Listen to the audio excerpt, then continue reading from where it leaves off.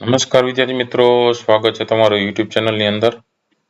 ધોરણ 4 ની અંદર પતરંગો વિષયમાં આપણે વર્કબુક જોઈએ છીએ, જેમાં અલગ અલગ પાઠને લગતા સ્વાધ્યાયપોથીના જે રિવિઝન છે, પુનરાવર્તન છે, ના પ્રશ્ન જવાબ તમને આવનારી પરીક્ષા માટે પણ ઉપયોગી થતા હોય છે. તો સિલેબસમાં જોઈએ તો પાઠ 5 થી 8 ના જે કંઈ પ્રશ્નોના જવાબો છે એ રિવિઝન 2 ની અંદર આપણે આપેલા છે. તો વિડીયો અંત સુધી જોજો. વિડીયો ગમે તો લાઈક કરજો, તમારા મિત્રો પણ વિડીયો શેર કરજો. સાથે ચેનલને સબસ્ક્રાઇબ ન કરી તો ચેનલને સબસ્ક્રાઇબ કરી લેજો. નવા વિડીયો ચેનલ પર મુકાતા રહેતા હોય એની તમને ફ્રી ઓફમાં નોટિફિકેશન મળે. બીજા ધોરણના પણ ઘણા બધા વિડીયોઝ મુકાઈ ગયા છે, એનો જોઈએ તો એ પણ તમે જોઈ લેજો. શરૂઆત કરી પ્રશ્ન પહેલા હતી. સાચા વિકલ્પ પાસેના ખાનામાં રાઈટની નિશાની કરવાની છે. પેલું છે હવા ખાવાનું સ્થળ એટલે કેવું સ્થળ? જવાબ લખી શકીએ જ્યાં હવા સારી અને ચોખ્ખી હોય તેવું સ્થળ, એમાં રાઈટ આવશે. પછી બીજું છે ડાંગમાં રહેવાવાળા ડાંગી કહેવાય, જામનગરમાં રહેવાવાળા જામનગરી કહેવાય, તો અમદાવાદમાં રહેવાવાળાને શું કહેવાતા હશે? જવાબમાં લખી શકીએ અમદાવાદી. ત્રીજું નોતરું દેવું એટલે શું? તો જવાબમાં લખી શકીએ આમંત્રણ આપવું.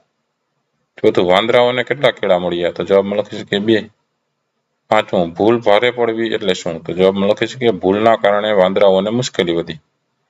છઠ્ઠું અલોપ થવું એટલે શું? તો જવાબ લખી શકીએ અદ્રશ્ય થવું.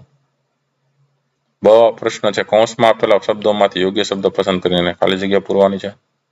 પેલું છે ગુલાબ અને કુસુમના ઘર ખાલી જગ્યામાં હતા, તો જવાબમાં આવશે ખેતર. બીજું કુસુમે ખાલી જગ્યામાં હાથ નાખ્યો તો તરત જ પાછો ખેંચી લીધો, જવાબમાં આવશે દફતર. ત્રીજું શિક્ષકે ખાલી જગ્યાના જાણકારને તેડાવ્યા, તો જવાબ આવશે સાપ. ચોથું ભૂંગો ખાલી જગ્યાની ઓળખ છે, તો જવાબમાં આવશે કચ્છ. પાંચમું વધારે વરસાદવાળા પ્રદેશમાં લોકો ખાલી જગ્યામાં રહે છે, તો જવાબમાં આવશે ટ્રી હાઉસ. છઠ્ઠું કીડી મકોડા ઉદય જેવા જંતુઓ ખાલી જગ્યા બનાવીને રહે છે, તો જવાબમાં આવશે રાફડો. પ્રશ્ન નંબર 2 આડાઅવળા અક્ષરોને યોગ્ય ક્રમમાં ગોઠવીને શબ્દ બનાવી લખો. એમાં પેલું છે પૌસવા એટલે જવાબમાં આવશે ઉપવાસ. બીજું રાબ રબ એટલે થશે બરાબર.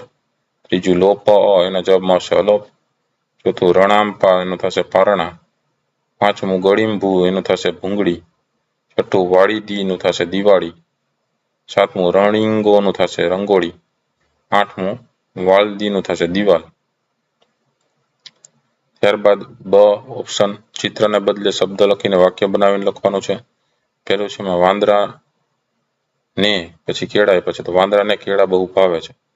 પછી બીજામાં વાઘ છે, તો એનો જવાબ થશે લોકો દિવાળી પહેલા બારસના દિવસે વાઘની પૂજા કરે છે. પછી ત્રીજામાં તારા અને સાપ છે, તો શબ્દ બનશે સાપુતારા એટલે સાપોનું ઘર. પછી આગળ જઈએ ચોથું વધઈ આવ્યું ને સૂર્ય આપ્યો છે એટલે વધઈ આવ્યું ને સૂર્ય ઉગ્યો. પછી પ્રશ્ન છે નીચેના વાક્યમાં એક શબ્દમાં ભૂલ છે તે સુધારીને લખો. પેલું છે અમે શાળામાંથી સાપુતારાનો પ્રવાસ ગોઠવ્યો, જવાબ લખી શકીએ અમે શાળામાંથી સાપુતારાનો પ્રવાસ ગોઠવ્યો. બીજું ગામમાં બધે પ્રવાસીઓની વસ્તી જોવા મળી, તો જવાબ લખી શકીએ ગામમાં બધે પ્રવાસીઓની વસ્તી જોવા મળી, તો બીજા પ્રવાસીઓ પણ જોવા મળ્યા. પછી ત્રીજું ડાંગ જિલ્લાનું મુખ્ય મથક આહવા છે, તો ડાંગ જિલ્લાનું મુખ્ય મથક આહવા છે. ચોથું બોલાયેલા શબ્દનો પડઘો સાંભળવાની ખૂબ મજા પડે છે, તો બોલાયેલા શબ્દનો પડઘો સાંભળવાની ખૂબ મજા પડે છે. ત્રીજો પ્રશ્ન માં છે નીચેના વાક્ય કોણ બોલે છે તે લખવાનું છે, બરાબર. એટલે અહીંયા તમે ગામમાં બધે પ્રવાસીઓની વસ્તી જોવા મળી એમ પણ લખી શકો, પ્ર કરી નાખવાનો, આવું ન લખવું તો.